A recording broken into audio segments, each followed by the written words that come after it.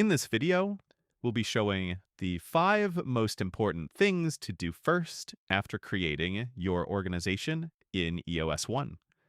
First thing to show is how to create your first meeting in EOS One. To do so, you can either click this Schedule Meeting button, or from the dashboard, click the plus button in the Meetings widget. From here, you will give your meeting a name and set the schedule for that meeting.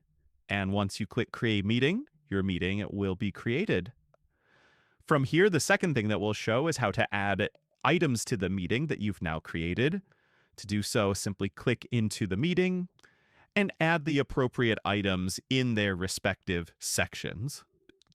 Third thing we'll show is how to invite your team into EOS One. You can do so in one of two ways, either navigating to the License tab of your organization settings and clicking Invite User, or from anywhere in EOS One, clicking this Invite button.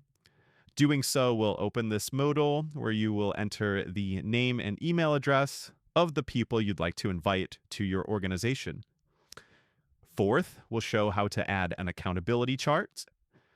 To do so, you'll click into the AC section, add a folder, and once you have a folder added, simply click Add Accountability Chart with a version name and click Create to create your first AC. Lastly, we'll show how to create your first VTO. Similar to the accountability chart, you'll click Create Folder, and then you will add a version of the VTO. And from here, you can click the Edit button to fill out your VTO.